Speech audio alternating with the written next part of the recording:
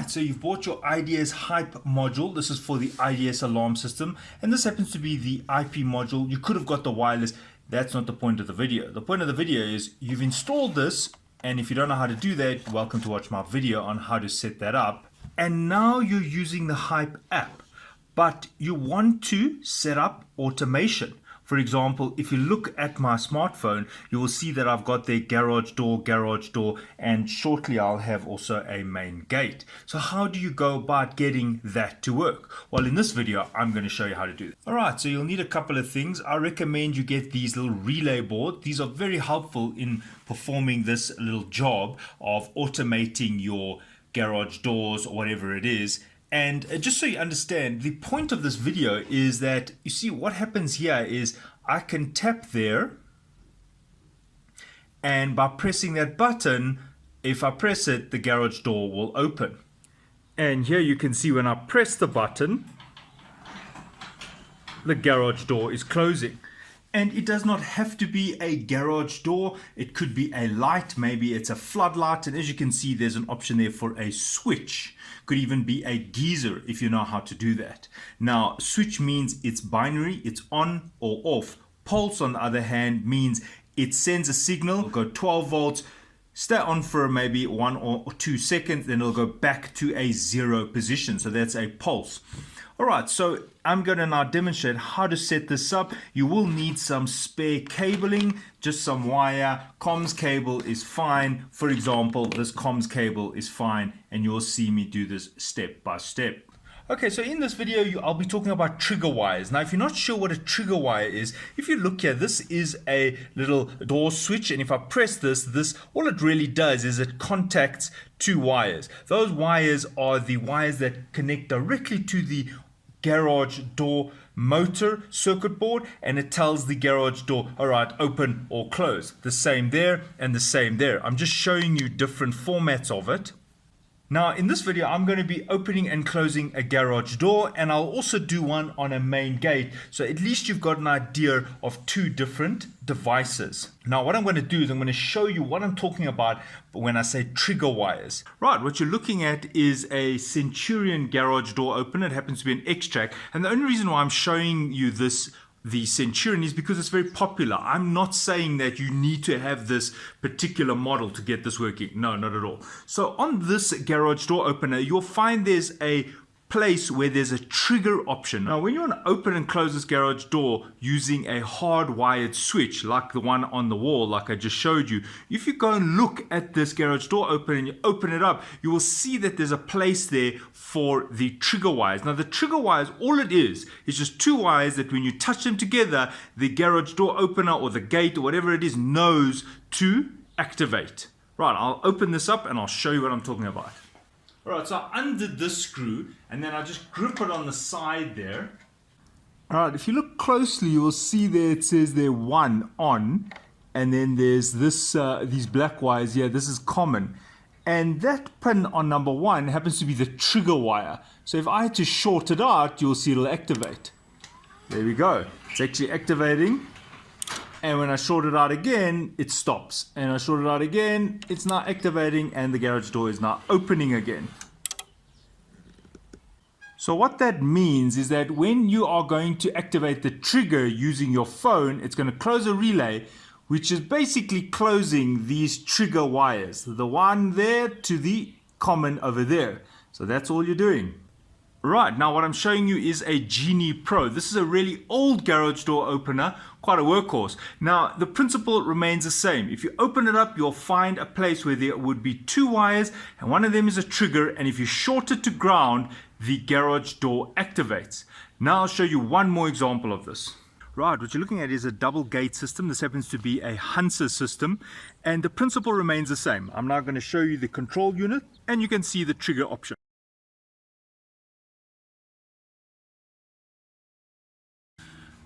Alright, now on your setup, it definitely won't look like the spider's web. This is like a lab setup. There you can see it says trigger and negative voltage. So that means if I short these out, it'll activate the gate. There we go. And I'm sure you can hear it. And if I short it out again, there we go. And you can see it's activating the closing sequence. And just for completeness, one of these also uses the same principle. You put in your code, and then when you accept it, it actually activates the trigger. Right, now I've drawn a little diagram to make this easier. Okay, so you have a relay board. That's what the relay board looks like, and there you can see it says common NCNO negative positive.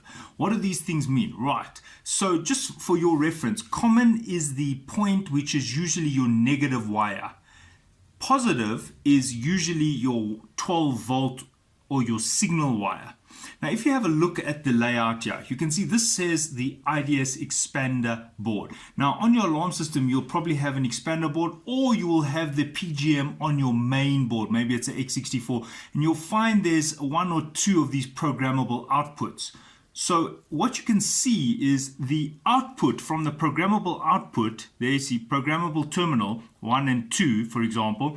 Can you see that it wires directly into the positive of the relay?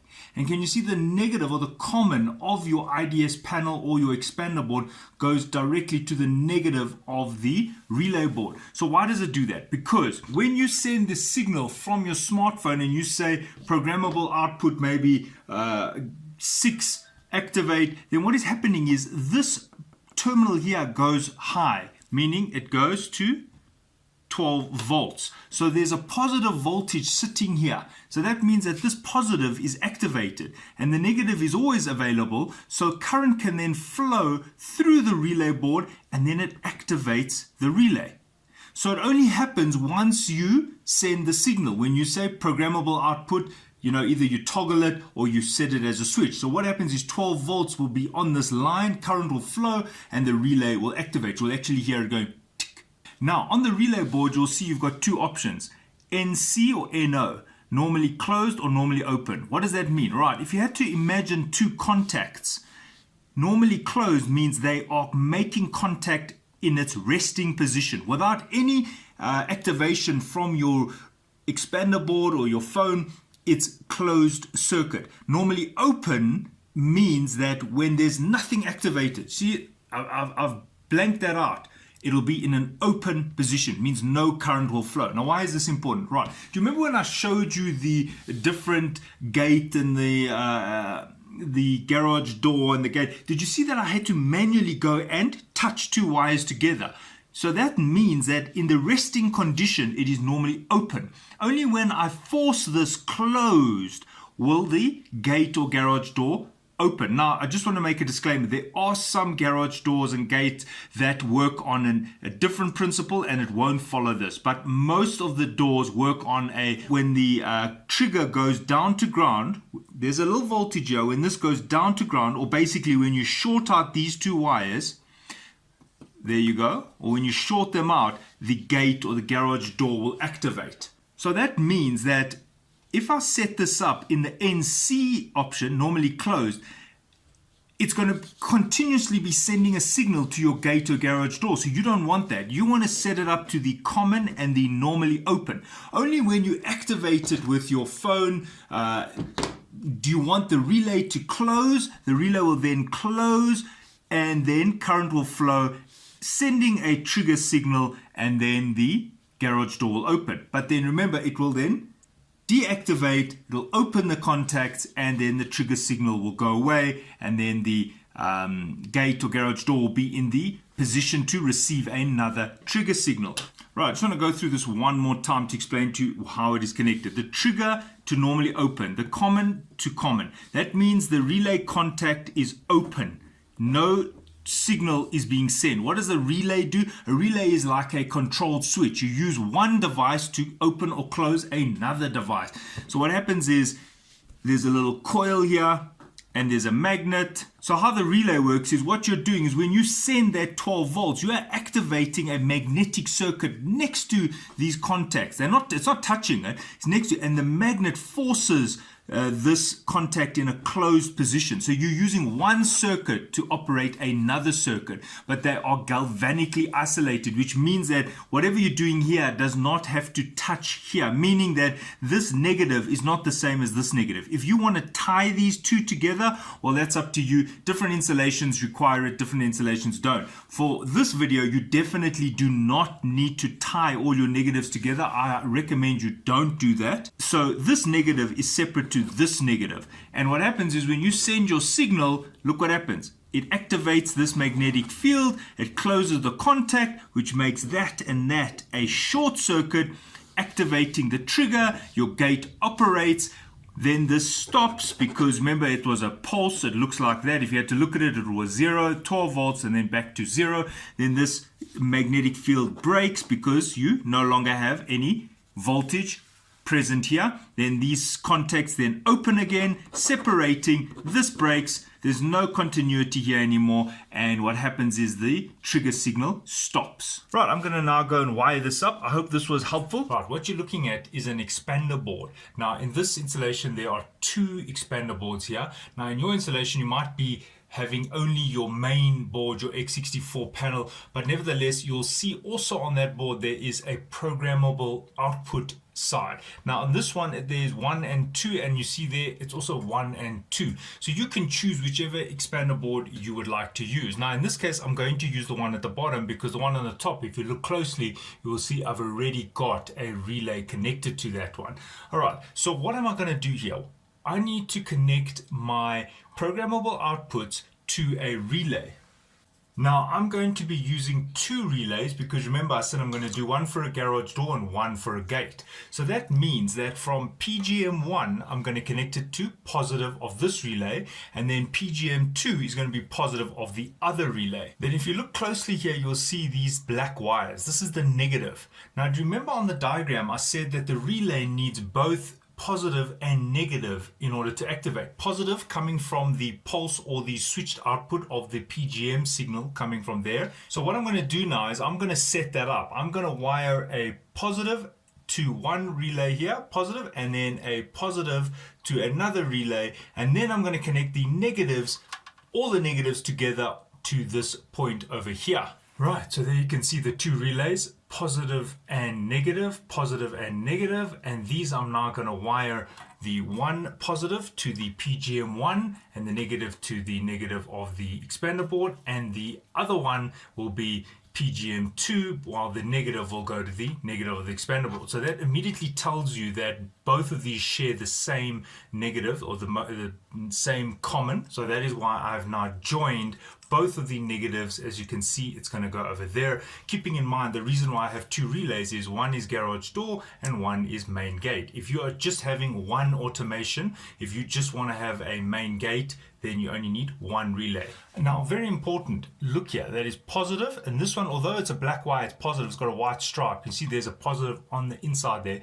The negative is this one and this one. These are the 2 negatives, so I've loosened that one over there, and I'm just going to slot that out, join it to my other 2 negatives from my relays, and I'm going to slot that in over there.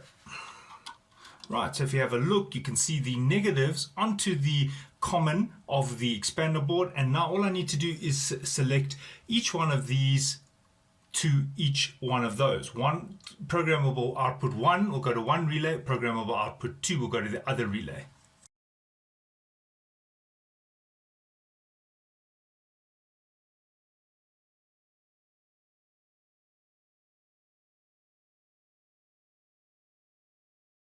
Right, so there you see PGM1, PGM2, both connected to the common, and there's the 2 relays.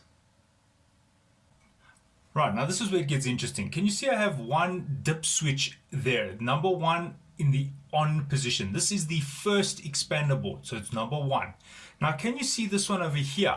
This has the second dip switch up, so 1 down, 2 up. So this is expander number 2. Why is that important? Right, if you want to activate PGM1 or PGM2 on expander board 2, you have to know the address of it. Can you see that zone expander output 1, PGM1, is addressed at number 6, and number 7 is still on zone expander 1, because remember there are 2 programmable outputs per expander board. Now I'm on the second expander board. So can you see it says there's zone expander 2 output 1 means address 8, and then the other programmable output is 9. So can you see expander 1 2. See, I'm on number 2. How did I know that? The dip switch number 2 is up. If you're going to be doing this on your main board and you don't have an expander, well, there are your programmable outputs. So yours will be, if you're going to use output 1, well, there you'll use address 1, 2, 3, 4, 5. So you can see that as you add expander boards, you also are having additional programmable outputs. So in this case, I am now using zone expander 2 output 1, zone expander 2 output 2. How did I know that? Because the second dip switch is up. That accounts for expander 2. Now remember, this is a binary number. So that means that if dip switch number 1 and 2 are both up, that is your expander 3. And if dip switch number 3 is up, it's not expander 3, it's actually expander 4, because you're counting in binary.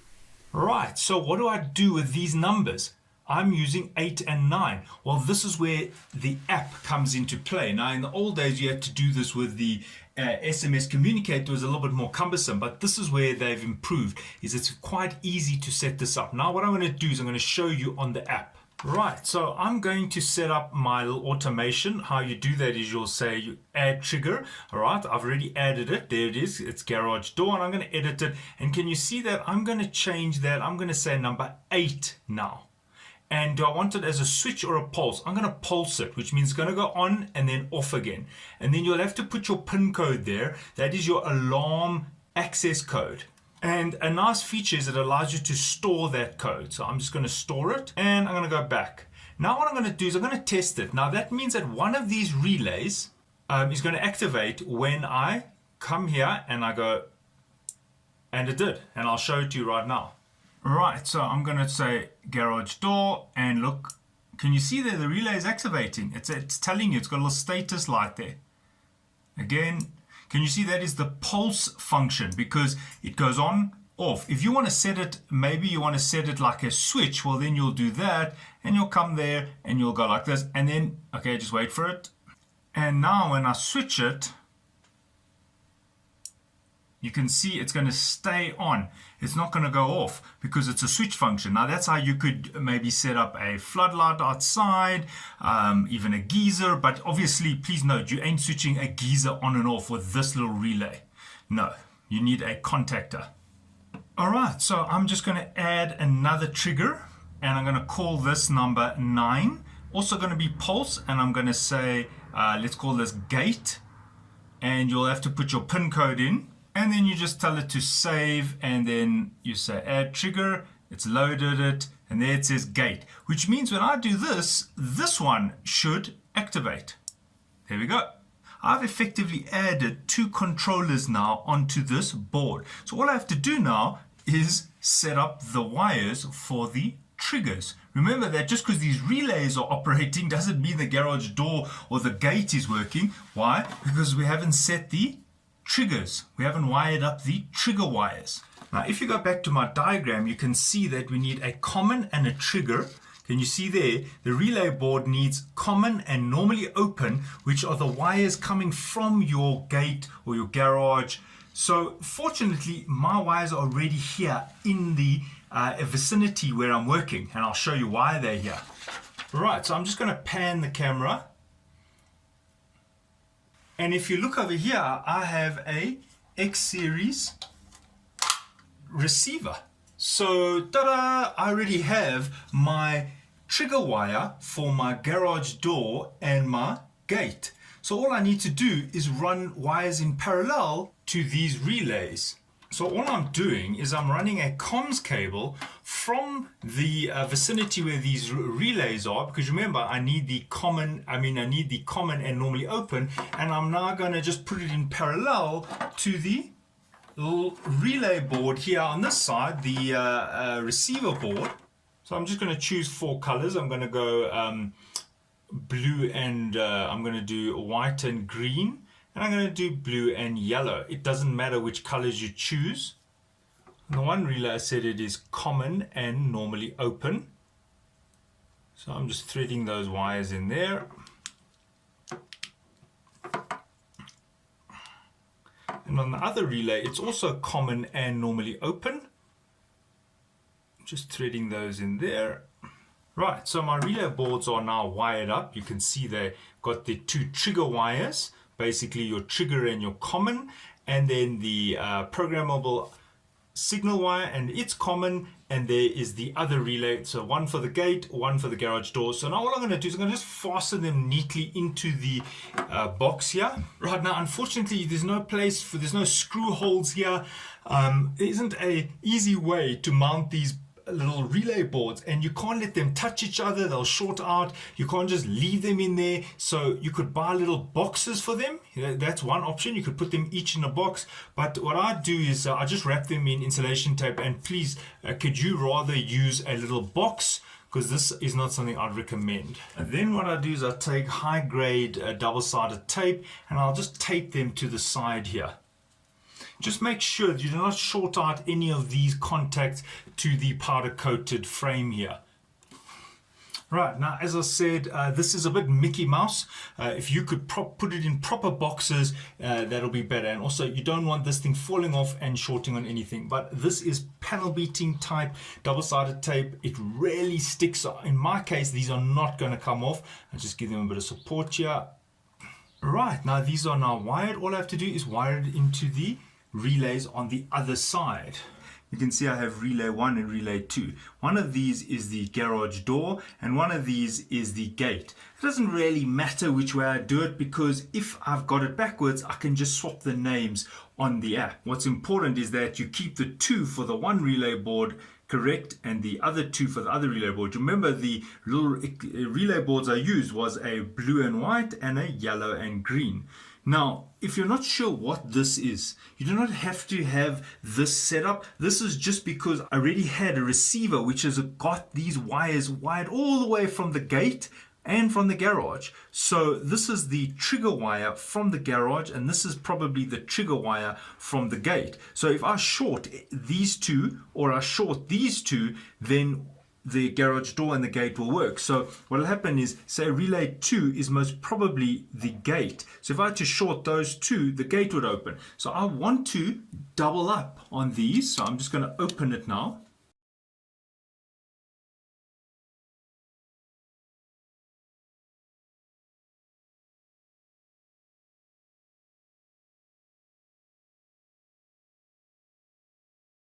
If you're not sure what this is a receiver. If you had to use a remote to open and close your garage door, your gate, this is what you would use. So these are the same trigger wires from the gate. Now, if you're not sure how to set this thing up, you're welcome to watch my video. But remember, as I said, you don't have to have this to do the automation on your phone.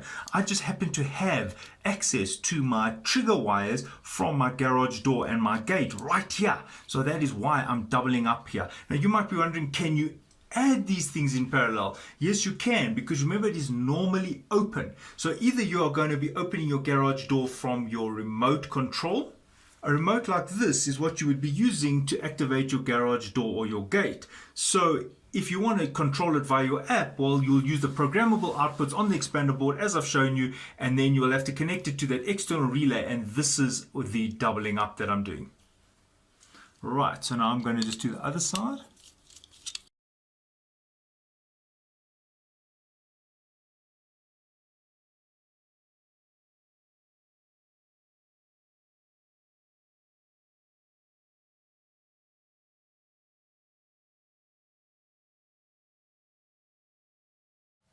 Now, the way I set this up, I never shared the commons. Now, if you're not sure what this means, don't worry, just copy the way I've done it in the video. But if you are following what I'm talking about, I never shared the common from the expander board to the common on the relay. I kept them separate. So that means that the common at my gate and my garage door is still a separate common to the common on the expander board. If you're someone who likes to share all the commons, well, then it's very important that when you wired the common on there, you wire it to the same common here.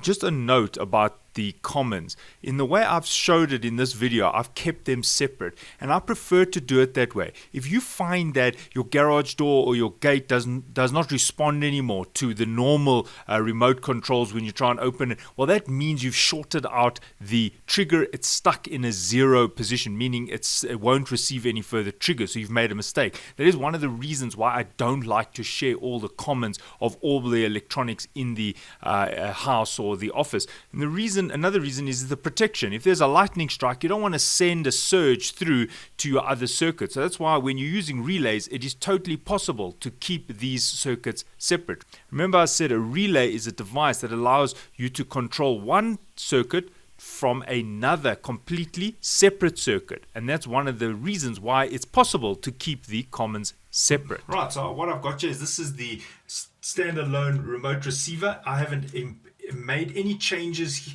So what I have here is the remote and the remote receiver. Right, so what I have here is the remote receiver for the X64. This will still work. All I've added is a separate circuit to allow me to open and close gates and garage doors from my phone. So I've just kind of hijacked or kind of paralleled wires onto these two relays. Why? Because the wires were available at this point. Alright, you might want to label it garage door and gate. That's up to you. It's a good idea if you do. Right, so here is the app. I say garage door, I say open, and there you can see the garage door opening. And what I want to show you is even if I use the remote control, they both work now. So there I can close it with the remote control, and I can do that one there, and you can see how they both can work. They're kind of working in parallel with each other. Alright, and the gate one, there you go, opening the gate, and if I use the remote control, I can stop the gate. Either one will work. Alright, so to close both my garage doors,